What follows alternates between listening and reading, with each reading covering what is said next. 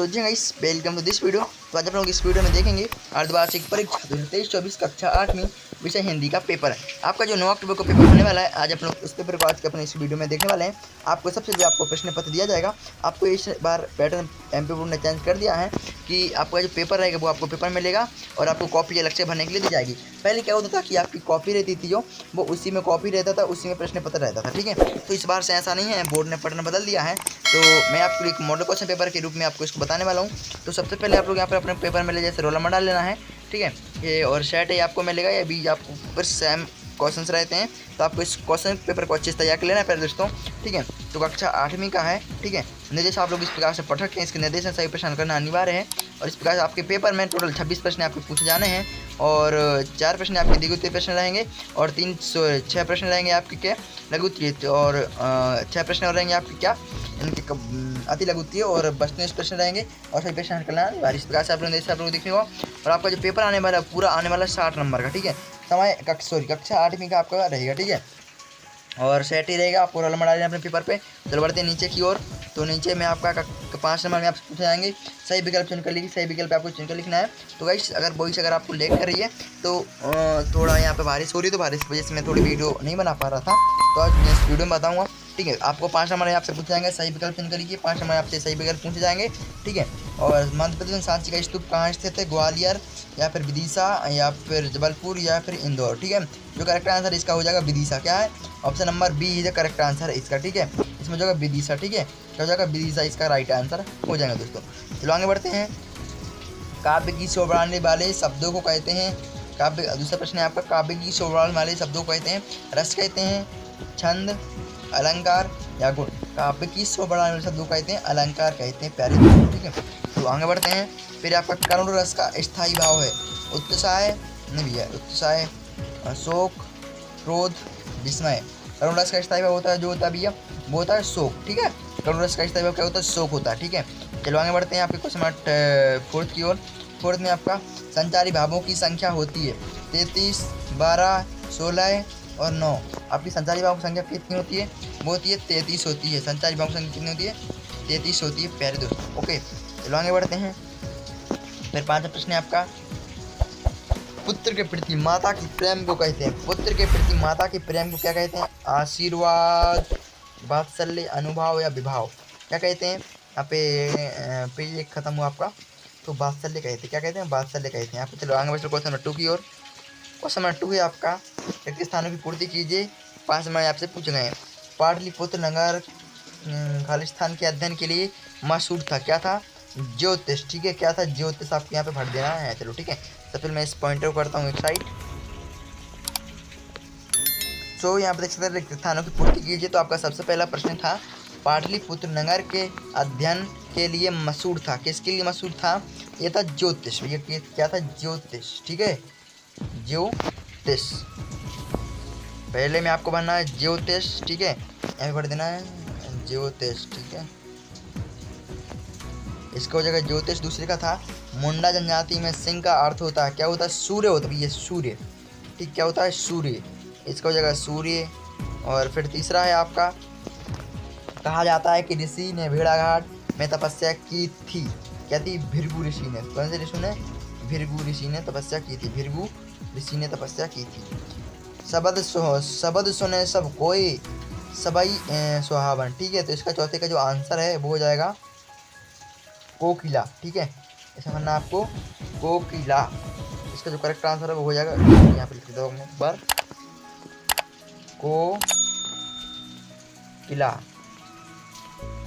ठीक है, फिर आता है, बहुत अधिक फूल खिलने के कारण पटना का नाम खालिस्तान भी था। क्या था? पटना का नाम 5वें में था। सॉरी, देखता हूँ इसका आंसर, उधमपुर। ठीक है, उधमपुर। ठीक है, इसके बाद आपके जो क्वेश्चन नंबर आगे एक प्रश्न है वो आपको मैं बता रहा हूँ। ठीक है, अति लघुत्त प्रकार के प्रश्न हैं। ठीक है, तो पहले में आपसे पूछा जाएगा अति लघुत्त प्रकार के प्रश्न है।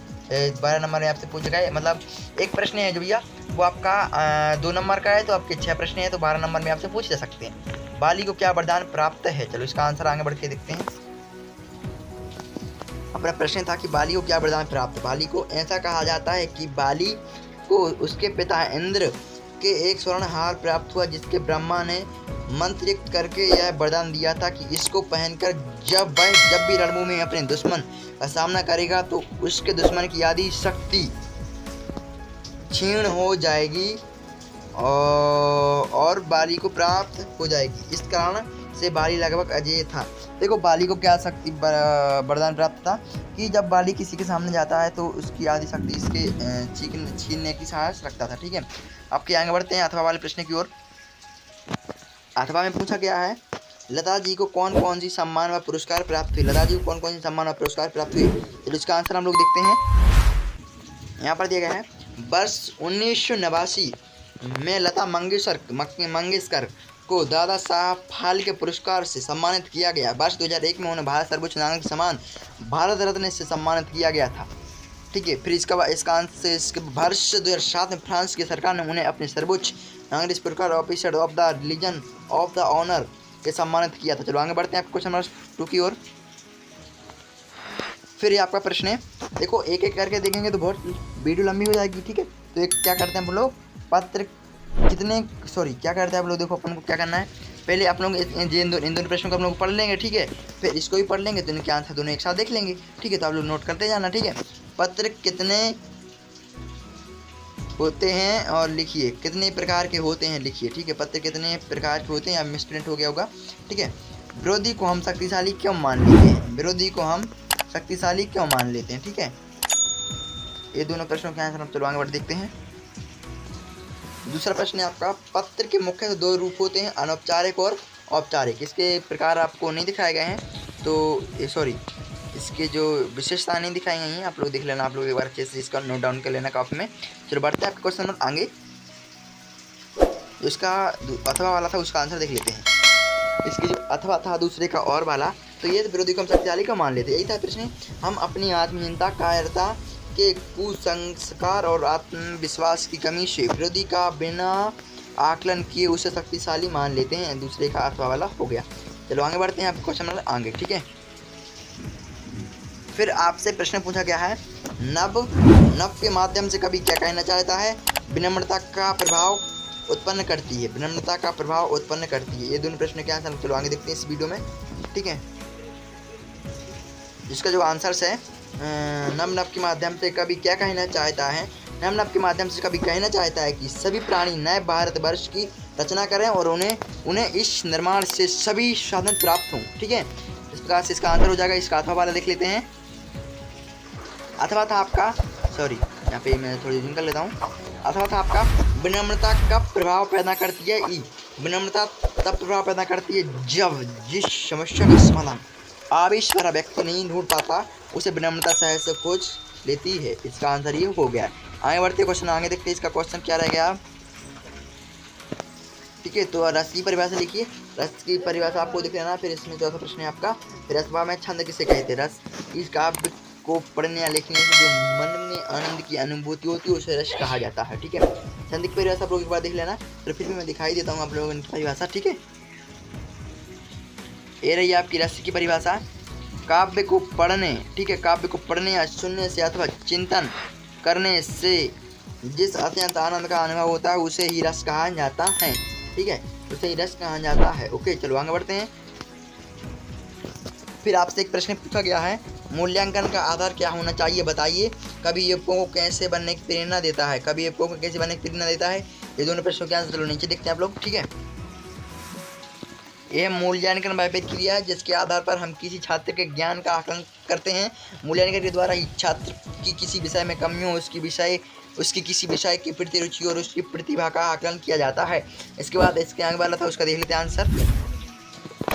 इसके बाद इसका आंसर था कवि युवकों को अपने देश हित के लिए अपने जीवन की मरण वरण एवं सामान्य बनाने की प्रेरणा देता है। ये आप लोग इसको लिख देना है अगर आ जाए प्रश्न आपसे पूछ जाए। बाकी ये मॉडल क्वेश्चन पेपर है, मैं आपको बस प्रश्न बता रहा हूँ किस प्रकार से आपका पैटर्न आ सकता है, इस प्रकार से आपका पैटर्न रह सकता है परीक्षा का। ठीक है, बाकी मैं नहीं कर रहा हूँ कि पेपर आप लोग अति महत्वपूर्ण समझ कर ही पढ़ें, कोई असली पेपर नहीं मैं दे रहा हूँ। ठीक है, तो ये आपको मॉडल क्वेश्चन पेपर के रूप में आप लोग इसको तैयार कर सकते हैं। ठीक है, तो बढ़ते हैं आगे। अति लघु प्रश्न का लास्ट आंसर सरदार पटेल को लोही प्रश्न कहा जाता है। बीज रस की परिभाषा लिखिए तो उदाहरण शायद। ठीक है, तो ये देखो दोस्तों, ये यहाँ तक मैंने आप लोग दिखाई दे इनके आंसर भी आपको आगे दिखा देता हूँ। ठीक है, चलो बढ़ते हैं क्वेश्चन छठवे के आंसर की ओर। थोड़ा ये साफ नहीं आया है। वीर रस की परिभाषा, वीर रस का स्थायी उत्साह होता है और इस रस के अंतर्गत जब युद्ध का कठिन कार्य को करने के लिए मन में जो उत्साह की भावना जागृत होती है तो उसे वीर रस कहा जाता है। इस रस को शत्रु पर विजय प्राप्त करने की, कीर्ति प्राप्त होने की आदि की भवन प्रकट होती। उदाहरण है, वीर तुम बड़े चलो, धीर तुम बड़े चलो। ठीक है, हाथ में ध्वज रहे, बाल दल चले। क्या लिखा है यार, लाल बाल दल चले। ठीक, इसका मैं आंसर अच्छे से बता दूँ। देखो, मैं महावीर हूँ, पापड़ को मोड़ सकता हूँ, सॉरी कागज को मोड़ सकता हूँ, पापड़ को फोड़ सकता हूँ। इस प्रकार से कुछ इसका एक उदाहरण है, तो उसको तैयार आप लोग अच्छे से कर लेना। इनके जो आंसर सारे हो गए हैं दोस्तों। देखो, अब हम इनके अति लघु उत्तरीय तो हमने दिखाई दी इस वीडियो में। अब लघु उत्तरीय देखो, वीडियो की लेंथ हो गई लंबी, तो अति लघु उत्तरीय प्रश्न जो लघु उत्तरीय प्रश्न रह गए अपने वो देखेंगे हम लोग वीडियो में। तो पार्ट 2 के लिए आपको कमेंट करना है, पार्ट 2 चाहिए कि नहीं, तो पार्ट 2 आप लोग कमेंट कर देना। ठीक है, तो इसकी मैं फुल गारंटी लेता हूँ कि आप लोग को मतलब पार्ट 2 लाऊंगा। ठीक है, पार्ट 2 में आपको सारे क्वेश्चन दिखा दूंगा जिसका आपको अति महत्वपूर्ण है। आप लोग अच्छे से तैयार कर लेना मॉडल क्वेश्चन पेपर को, और आगे मैं आपको यहाँ से हेल्प करता रहूँगा। ठीक है, मिलते हैं नेक्स्ट वीडियो में। और वीडियो को लाइक नहीं किया, वीडियो को एक लाइक जरूर से कर देना। अब तक आप इस चैनल को सब्सक्राइब नहीं किया, चैनल को सब्सक्राइब कर देना। मिलते हैं नेक्स्ट वीडियो में। आज के बस thanks for watching, bye bye.